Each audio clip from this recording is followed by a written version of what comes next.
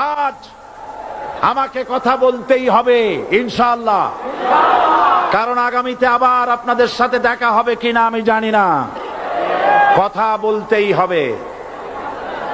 বসেন, কেউ দাঁড়িয়ে থাকবেন না। আমি দেখতে পাচ্ছি বাংলাদেশের ভাগ্য আকাশে উত্তর গগনে কালো মেঘ জমা হয়েছে। ঝড়ের পূর্বাভাস লক্ষ্য করছি। যদি মোকাবেলা করতে না পারেন সক্ষম ভাবে, এমন অন্ধকার গাঢ় কালো অমাবস্যার রাত আসতে পারে যার সুবে সাদেক হওয়া অসম্ভব। সুতরাং আপনারা কি কাপুরুষের মতো কাফের মুশরিকদের গোলামি করে মরতে চান?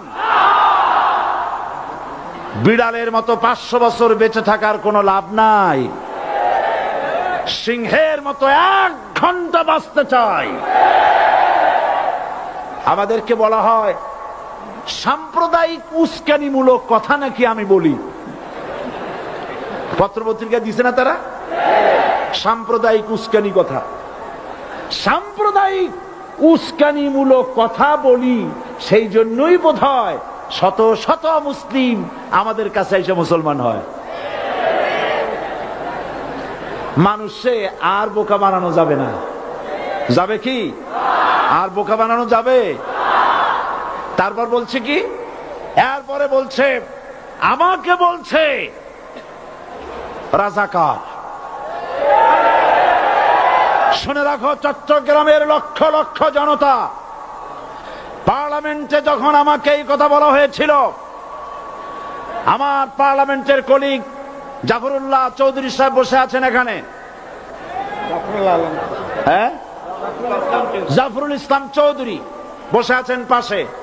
প্রধানমন্ত্রী সুদ্ধা, অন্তত 3 শতাধিক পার্লামেন্টের সম্মানিত সদস্যরা সেদিন বসা। 1997 সনের বাজেট বক্তৃতা যখন আমি করতেছিলাম, ডক্টর কুদরতে খোদা, নাম রাখছে কুদরতে খোদা, আসলে গজবে খোদা। এই লোকটি নাস্তিক, ইসলামের চূড়ান্ত দুশমন। তার প্রণীত শিক্ষা ব্যবস্থার যখন সমালোচনা করছিলাম, ট্রেজারি বেঞ্চ থেকে আমাকে বলা হলো রাজাকার। আমি আমার সমস্ত শক্তি একত্রিত করে বলেছিলাম শুধুমাত্র হিন্দুস্তানের রাজাকারেরাই আমাকে রাজাকার বলতে পারে। আমি বলেছিলাম 1973 সন পর্যন্ত আমি বাংলাদেশের কোন রাজনৈতিক দলের নেতা এবং কর্মী ছিলাম না। আমি রাজাকার নই। আমাকে রাজাকার বলে যদি তাকেও প্রমাণ করতে না পারে 10 কোটি টাকার মানহানি মামলা দায়ের করব। আমার এই বক্তব্য সারা দুনিয়া শুনেছে। পার্লামেন্টে আমার এই বক্তব্য রেকর্ড হয়ে আছে। সেদিন 3 শতাধিক পার্লামেন্ট মেম্বারের কেউ আমার চ্যালেঞ্জ গ্রহণ করেন নাই। যে কোনো ব্যক্তি পার্লামেন্টে গিয়ে আমার বক্তৃতা দেখে আসতে পারেন। এরপরে 1997 সনের 7ই অক্টোবর দৈনিক জনকণ্ঠ পত্রিকা যখন আমার বিরুদ্ধে লিখলো, সেই পত্রিকায় সাইদির ওপেন চ্যালেঞ্জ 8ম পাতা, 1997 7ই অক্টোবর, এত বড় 2 কলমে হেডিং। সেখানে আমি বলেছি বাংলাদেশের সকল সাংবাদিক, গোয়েন্দা বিভাগ, বাংলাদেশের সকল বুদ্ধিজীবীকে আমি আমার পিরোজপুরে আমন্ত্রণ করছি। আমার উপস্থিতিতে যদি কেউ প্রমাণ করতে পারে বাংলাদেশের স্বাধীনতা যুদ্ধের বিরুদ্ধে আমার কোনো ভূমিকা ছিল, সজ্ঞানে স্বেচ্ছায় জাতীয় সংসদের সদস্য পদ থেকে পদত্যাগ করব। 3 বছর পার হয়ে গেছে, আজ পর্যন্ত কেউ এই চ্যালেঞ্জের মোকাবেলা করে নাই। সুতরাং আমাকে যারা রাজাকার বলবে তারা পিতৃ পরিচয়হীন অবৈধ সন্তান। 1971 সনের, শোনো মুসলমানেরা, 1971 সনের কোন কাদা সাইদির গায়ে লাগে নাই। আমাকে রাজাকার বলে জনগণ থেকে বিচ্ছিন্ন করবা। জনগণ থেকে আমারে বিচ্ছিন্ন করা যাবে না, কারণ এই জনগণ আমার জন্য আসে না, এই জনগণ আসে আল্লাহর কোরআনের জন্য।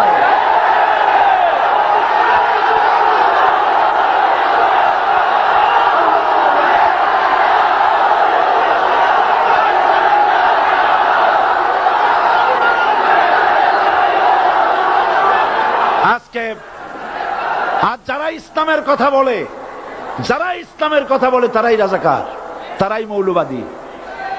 মৌলবাদী বললে আমরা অসন্তুষ্ট হই না, কারণ মৌলবাদী শব্দটা আসছে মূল থেকে।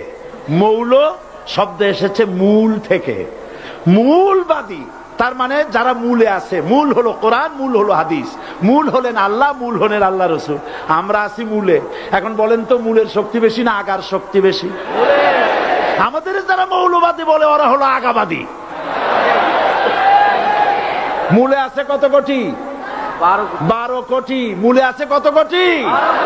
আর আমাদের যারা মৌলবাদী বলে ওই থাকো গাছের আগায়, আমরা মূলে।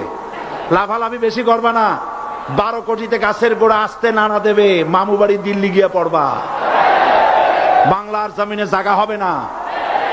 এ কথা বিশ্বাস করো। বাংলাদেশের মুসলমানদের শরীরে এক বিন্দু রক্ত থাকতে শয়তানের তৈরি করা ধর্ম নিরপেক্ষ মতবাদ বাংলার জমিনে কায়েম হতে দেওয়া হবে না, হবে না।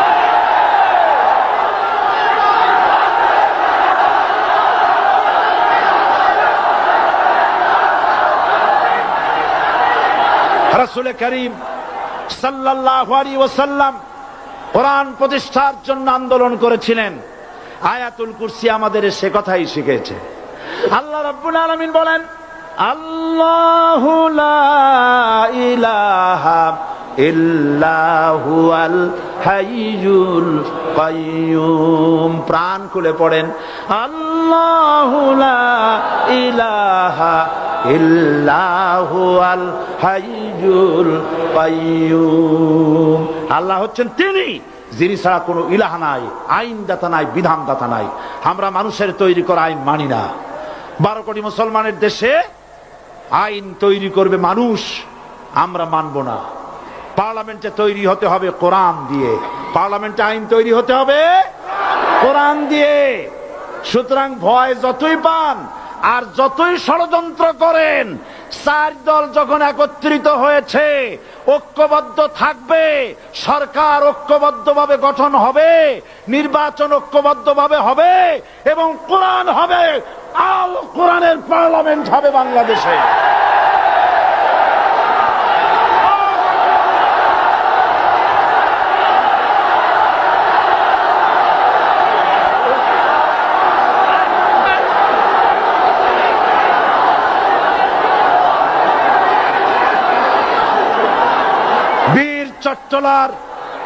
বীর চট্টলার মুসলমানেরা, বীর চট্টলার মুসলমানেরা স্বাধীনতার ঘোষণা এই চট্টগ্রাম থেকে স্বাধীনতার মহান ঘোষক প্রেসিডেন্ট জিয়াউর রহমান সাহেব দিয়েছিলেন।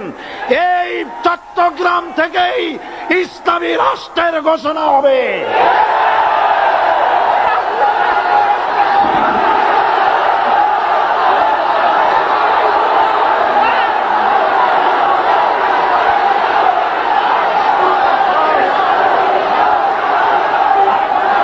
আশাবাদী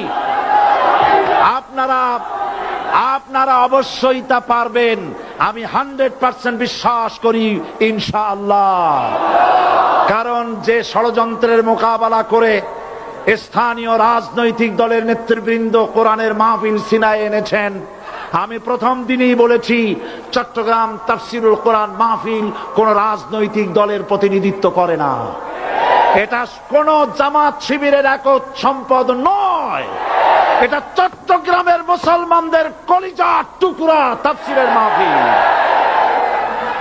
সুতরাং এই মাহফিল চট্টগ্রামে থাকবে ইনশাআল্লাহ কিয়ামত পর্যন্ত। 144 ধারা 288 হয়ে গেছে, ষড়যন্ত্র পায় পায় চলে গেছে। আমি ওই সব ছেলেদের বলি, সরকারি দলের ছাত্র হইয়া মুসলমানদের বিপক্ষে যাইও না। এদেশের ভাগ হয়ে